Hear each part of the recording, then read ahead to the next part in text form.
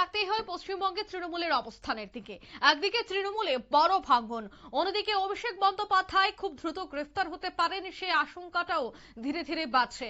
আর তার মধ্যে এবার দিল্লি ছুটে গেলেন অভিষেক বন্দ্যোপাধ্যায়। একেবারে সরাসরি দলের ভাঙনের মাঝে এবার রাহুল গান্ধীর সঙ্গে বিশেষ বৈঠক। গ্রেফতারি এড়াতে কংগ্রেসের দ্বারস্থ হয়েছে অভিষেক বন্দ্যোপাধ্যায়। বিজেপির বিরুদ্ধে বড় আন্দোলনের কি এবার পরিকল্পনা? বিস্তারিত জানবো। টেলিফোন লাইনে যুক্ত হয়ে গেছে প্রতিনিধি সৌম্য মুখোপাধ্যায়। সৌম্য, গ্রেফতারি এড়াতেই কি এবার কংগ্রেসের দ্বারস্থ হচ্ছে অভিষেক বন্দ্যোপাধ্যায়, কি জানতে পারছো? রাজনৈতিক মহলের সেরকমই মত, কারণ তৃণমূল কংগ্রেসের বর্তমান পরিস্থিতি খুব ভয়াবহ। তাদের কোনটা আসল কোনটা নকল সেটাই বোঝা যাচ্ছে না।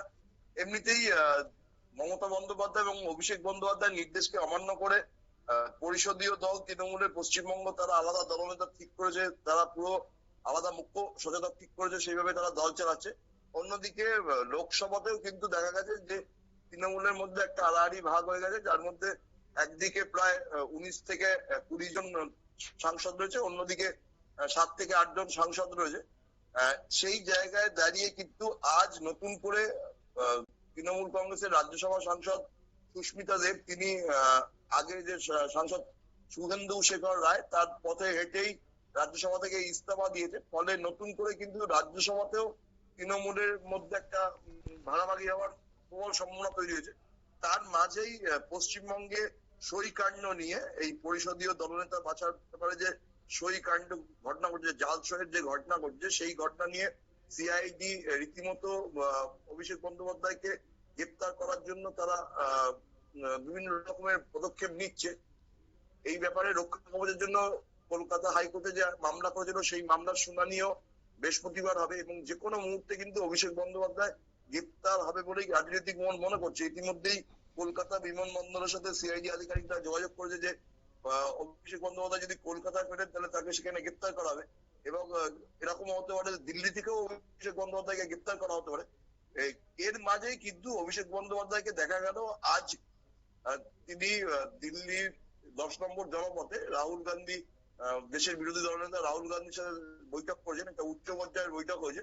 এই বৈঠকে ইন্ডিয়া জোটের সাথে কিভাবে সমন্বয় এবং ঐক্য বজায় রেখে তৃণমূল কংগ্রেস কাজ করবে সেরকম সেই বিষয়ে যেমন আলোচনা আছে, তেমনি তৃণমূলের অন্দরে যে সাম্প্রতিক রাজনৈতিক অস্থিরতা এবং দল ত্যাগের বিষয় চলছে সেই বিষয় নিয়ে বৈঠক হয়েছে। পাশাপাশি রাহুল গান্ধীর কাছে সূত্রের খবর যে রাহুল গান্ধীর কাছে অভিষেক বন্দ্যোপাধ্যায় সাহায্য চেয়েছে, যে তাকে যেভাবে গ্রেপ্তার করার চেষ্টা হচ্ছে পশ্চিমবঙ্গে এবং সিআইডি যেভাবে তড়িঘড়ি তৎপরতা দেখাচ্ছে সেটা নিয়ে কিন্তু তিনি চিন্তিত এবং এই বিষয়ে যাতে গোটা দেশব্যাপী একটা বিরোধীরা আন্দোলন গড়ে তুলতে পারে বিজেপির বিরুদ্ধে, সেইটার জন্য তিনি কিন্তু চেষ্টা করছেন যাতে নিজের গ্রেপ্তারি বাঁচিয়ে সেই ব্যাপারটাকে নিয়ে গোটা দেশ জুড়ে একটা বিজেপি বিরোধী আন্দোলন তৈরি করার তিনি চেষ্টা করছেন।